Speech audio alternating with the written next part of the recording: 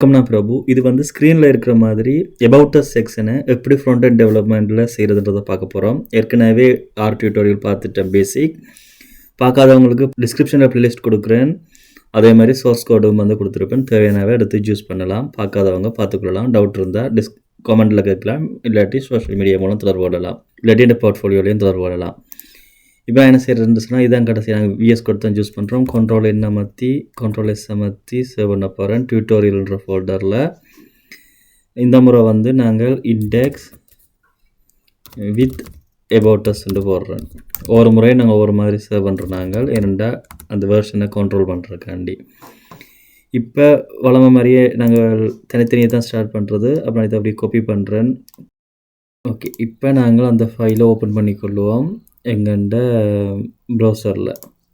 Okay, இனி நாங்கள் about அஸ்ஸை start பண்ணுவோம். என்னென்னு சொன்னால் அபவுட் அஸ்ஸில் முதலாவது என்ன இருக்கும், டிவ் போடுறேன், கிளாஸ் போடுறேன், கிளாஸுக்கு ஒரு நேம், செக்ஷன், அபவுட் அந்த போடுறேன். இப்போ அதை க்ளோஸ் பண்ணுவோம். அபவுட் அஸ்ஸில் அப்படி ஒரு டைட்டில் இருக்குது. அப்போ நாங்கள் H1 போடலாம். அதுக்கு நான் என்ன செய்கிறேன்டா H2 போடுறேன். போட்டுட்டு அதுக்கு கீழே H1 போடுறேன். நார்மலாக H1 தான் மேலே வரும். ஆனால் இதே எப்படி போடுறோம் டிசைனுக்காண்டி. பிறகு பேராகிராஃப் டக் போடுறேன். அப்போ இதில் வந்து நார்மலாக இதை வந்து நாங்கள் அபவுட் அஸ் எழுதுவோம். இதில் வந்து ஒரு டைட்டில் ஏதாவது வரும். அப்போ நாங்கள் இப்போதைக்கு டம்மி டெக்ஸ்ட்டை போடுவோம். இப்போ சேவ் பண்ணிட்டு ரிஃப்ரெஷ் பண்ணுறேன். எங்களுக்கு இப்படி செட்டப் வரும். இதில் நாங்கள் என்ன செய்ய போகிறோம்னா சொன்ன மாதிரியே வீடியோவும் கொண்டு போட போகிறோம். இப்போ வீடியோவை வந்து கீழே போடுறேன். வீடியோ போடுறதுக்கு நீங்கள் இப்போ W3 ஸ்கூலில் போய் HTML வீடியோ எம்பெட் அடிச்சிங்கன்னு சொன்னால் இது வேறு. அப்படி இதை காப்பி பண்ணி பேஸ்ட் பண்ணுவோம் இங்கே. இல்லாட்டி இது பாடமாக்குறண்டாலும் பார்க்கலாம். வீடியோ வித் ஹைட்டுண்டு இதெல்லாம் நாங்கள் மாற்றிடுவோம். ரெண்டாலும் பார்க்கலாம். இப்போ இது தேவையில்லை. இந்த டெக்ஸ்ட் எங்களுக்கு ஆரம்பத்தில் இப்போ எல்லாமே நார்மலாக சப்போர்ட் பண்ணும். .ogg நாங்கள் யூஸ் பண்ண போகிறது இல்லை. அப்போ அதையும் அழிக்கிறேன். அடுத்தது என்ன செய்கிறேன்டா வீடியோன்ற ஒரு ஃபோல்டர் போட்டிருக்கேன். டியூட்டோரியல் எங்கள் பேஸ் டியூட்டோரியல் ஃபைலுக்குள்ளே இந்த வீடியோவை வந்து video.mp4 சேவ் பண்ணி வச்சுக்கிறேன். இதுக்கு MP4 ஃபைலில் நாங்கள் பாவிக்கிறோம். இப்போ நான் என்ன செய்கிறேன்டா அப்போ இந்த பேரை நான் இங்கே கொடுக்க போகிறேன். வீடியோன்ற ஃபோல்டரில் MP4 இப்போ நான் சேவ் பண்ணுறேன். சேவ் பண்ணிவிட்டு ரிஃப்ரெஷ் பண்ணுறேன். பார்த்தா எங்களுக்கு இந்த செட்டப் வந்துடும். ஓகே, நாங்கள் இனி இதை ஸ்டைல் பண்ணுவோம். ஸ்டைல் பண்ணுறதுக்கு ஸ்டைல் போடுறேன். இதை கால் பண்ணுறேன் அபவுட் செக்ஷனை.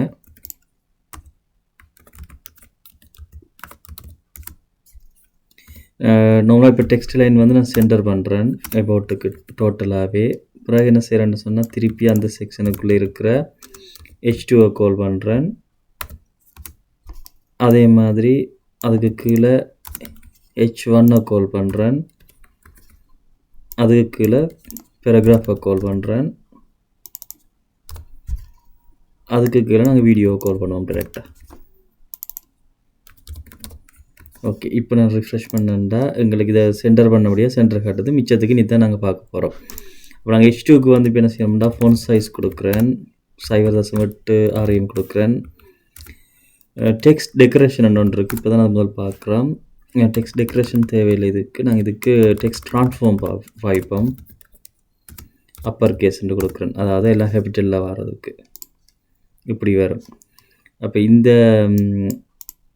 ஃபோன் சைஸை வந்து H1க்கு வந்து நான் 1.5 2 கொடுக்குறேன். ஏற்கனவே 2 தான் இருந்திருக்கு. அப்போ அது ஓகே. இது பேராகிராஃப் ஓகே. அடுத்தது வீடியோவுக்கு வந்து இதில் நாங்கள் கொடுக்குறத அவாய்ட் பண்ணுவோம். அப்போ நான் இதை ரிமூவ் பண்ணுறேன். ரிமூவ் பண்ணிவிட்டு ரிஃப்ரெஷ் பண்ணேன்டா எங்களுக்கு ஃபுல் லென்த்தில் வீடியோ வரும். அப்போ அதை நாங்கள் இதில் கண்ட்ரோல் பண்ணுவோம். அப்போ வித் வந்து 100% கொடுக்குறேன். கொடுத்துட்டு இப்போ சேவ் பண்ணேன்டா இப்படி வரும்.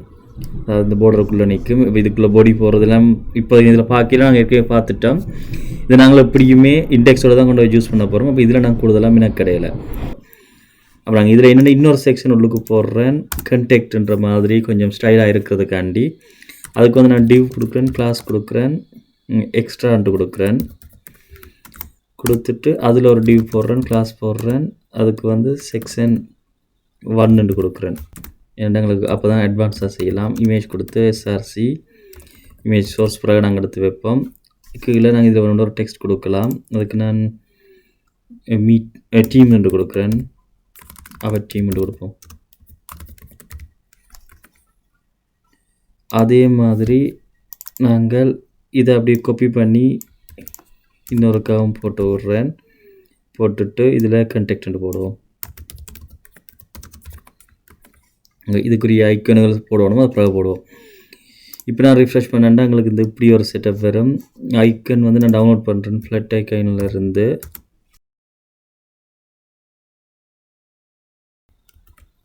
இப்போ டவுன்லோட் பண்ண இமேஜை வந்து இதில் போட்டுட்டேன், இமேஜ்ன்ற ஃபோல்டருக்குள்ள. அதை நாங்கள் இங்கே கால் பண்ணுவோம்.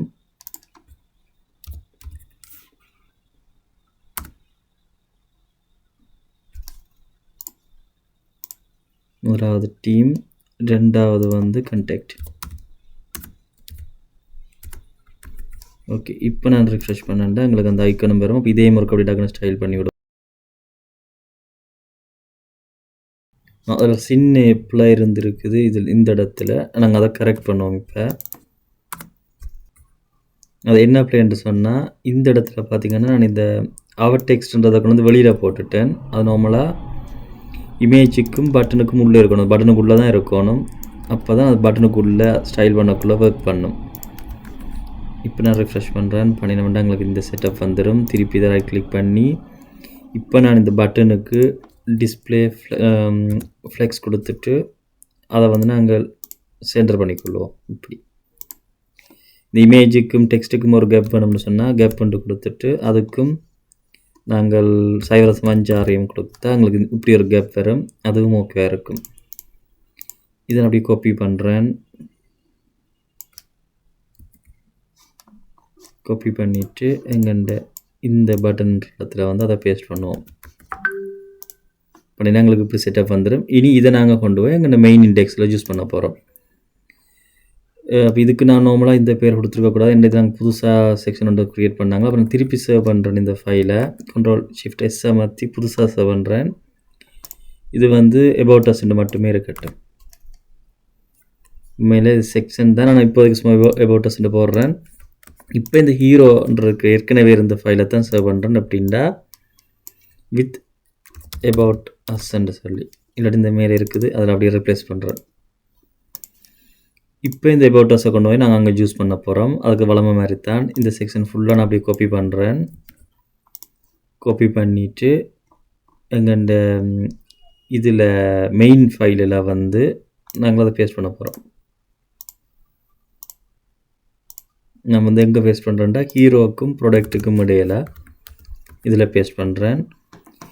அடுத்ததாக இந்த about usல இருக்கிற இந்த புது ஸ்டைலையும் வந்து காப்பி பண்ணுறேன். அப்படியே காப்பி பண்ணி எங்கள்ட ஸ்டைல் CSSல பேஸ்ட் பண்ண போகிறோம். இதில் கொண்டு வந்து நான் நார்மலாக ஹீரோவுக்கு கீழேண்டபடியாக ஹீரோவுக்கு கீழேயே பேஸ்ட் பண்ணி பழகுவோம். அப்புறம் இங்கே பேஸ்ட் பண்ணுறேன். இப்போ இந்த புதுசாக க்ரியேட் பண்ணின ஃபைல், அதாவது about usோட இருக்கிற ஃபைல் ஓப்பன் பண்ணுறேன். ஓப்பன் பண்ணால் எங்களுக்கு இப்படி ஒரு செட்டப் வரும். அப்போ இதை நாங்கள் இனியும் ஒழுங்கு பண்ண போகிறோம்.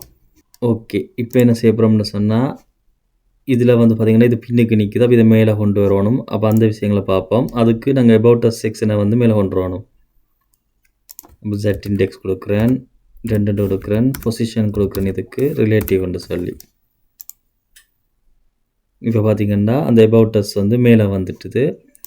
இதுக்கு வந்து நான் ஒரு பேடிங் கொடுக்குறேன், ஒரு RMன்னு சொல்லி உள்ளுக்கு நிற்கிறதுக்காண்டி. இப்போ பார்த்திங்கன்னா டெக்ஸ்ட்டு உள்ளுக்கு வந்துட்டுது.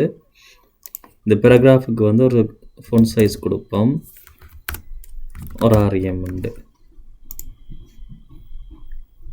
கொடுத்தா எங்களுக்கு இந்த செட்டப் வந்துடும். இதை நாங்கள் இனி இம்ப்ரூவ் பண்ணுவோம். இந்த வீடியோவுக்கு வந்து என்ன மாதிரி ஸ்டைல் கொடுக்கலாம்ன்றதை பார்ப்போம்.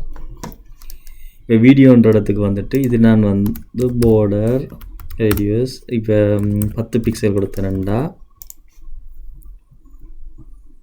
இப்படி இந்த வளைஞ்சு இது மாதிரி வரும். நாங்கள் எல்லா இடமுமே அப்படி ஒரு ஸ்டைலை யூஸ் பண்ணுறதால இந்த இடத்துலையும் அதை யூஸ் பண்ணுறோம். மொபைல் வெர்ஷனுக்கு இந்த டெக்ஸ்ட் கூடவாக இருக்கிறதால நான் இப்போதைக்கு குறைச்சிக்கொள்கிறேன். பிறகு அது எப்படி டெஸ்க்டாப்புக்கு கூடவாகவும் மொபைலுக்கு குறைவாகவும் காட்டுறதுன்றதெல்லாம் நாங்கள் இந்த பேசிக் முடிஞ்சோடனே அடுத்தது என்ன பார்ப்போம்னு சொன்னால் ரெஸ்பான்சிவ் டிசைன் தான் மெயினாக பார்ப்போம். நாங்கள் மொபைல் ஃபர்ஸ்ட் ஸ்டார்ட் பண்ணியிருக்கிறோம். ரெஸ்பான்சிவ் பார்க்கக்குள்ள அந்தந்த விஷயங்களை நாங்கள் அடுத்தடுத்து தான் பார்ப்போம். இப்போ இந்த இடத்துல ஒரு கேப் தேவை எங்களுக்கு. அதோட ஸ்டைலும் கொஞ்சம் மாற்றணும். அப்போ அதை பார்ப்போம். இப்போ அது வந்து பட்டனுக்குள்ளே இருக்குது. பட்டனுக்கு என்ன சொன்னால் ஒரு பேக்ரவுண்ட் எதுக்குன்னு கொடுக்குறேன். ரெட்டு கொடுத்துட்டு நாங்கள் வளமை மாதிரியே இங்கே வச்சு ஸ்டைல் பண்ணுவோம். இப்போ ரெட்டு கொடுத்ததை பேடிங் கொடுக்குறேன். சைலசம் 5 RPM, லெஃப்ட்டும் ரைட்டும் வந்து ஒரு RPM கொடுக்குறேன். பார்டர் கொடுக்குறேன். பார்டர் ரெடியூஸ் கொடுக்குறேன் 5 பிக்சல். அதே மாதிரி இந்த பட்டன் கலரை இப்போ நான் நார்மலாக இப்படி மாற்றிக்கொள்கிறேன், ஒரு லைட் க்ரே மாதிரி. மார்ஜின் டாப்பும் கொடுக்குறேன் ஒரு RPMன்னு சொல்லி. ஓகே, இப்போ இதை அப்படியே காப்பி பண்ணி இங்கே பேஸ்ட் பண்ணுறேன். அதே மாதிரி இந்த செக்ஷன் இருக்குது எக்ஸ்ட்ரான்றது, அதுக்கு வந்து கெப் ஒன்று கொடுப்போம் ஒரு RPMன்னு சொல்லி. அப்போ தான் இந்த பட்டன் ரெண்டும் ஒட்டாமல் வரும்.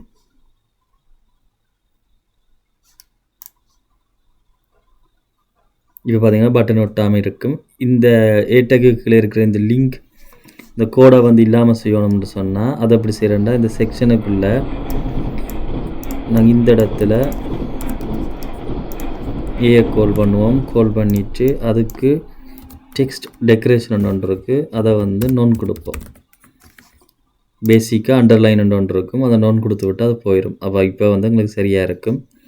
இப்போ ஐஃபோனுகள் அதுகளுக்கு வந்து நாங்கள் இதில் கொடுக்குற ஏட்டக்குக்கு ஒரு கலர் கொடுக்கணும். கொடுத்தா தான் அது ஒழுங்காக எடுக்கும், இல்லாட்டி நீளமாக காட்டி கொண்டிருக்கும்.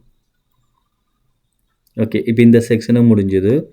அப்போ இது வந்து டியூட்டோரியல் சிம்பிளாக நாங்கள் ஒரு அபவுட் அஸ் செக்ஷனை எப்படி போகிறதுன்ற பார்த்துருக்குறோம். உங்களுக்கு ஏதாவது டவுட் இருந்துச்சுன்னா கமெண்ட்டில் கேளுங்க, இல்லாட்டி சோஷியல் மீடியா மூலம் என்ன தொடர்பு கொள்ளலாம். இது யாருக்கு பிரயோசனம் நினைக்கிறீங்களோ அவையோட பகிர்ந்து கொள்ளலாம். அடுத்தடுத்த வீடியோவில் கொஞ்சம் கொஞ்சம் அட்வான்ஸாக போய் கொண்டிருப்போம். ரெஸ்பான்சிவ் டிசைன், பிறகு இதை எப்படி சேவரில் போடுறது, அப்படி கணக்கு விஷயம் இருக்குது. அடுத்தடுத்த வீடியோவில் பார்க்கலாம். ஒவ்வொரு வியாழக்கிழமும் இந்த வீடியோ வரும். நன்றி, வணக்கம்.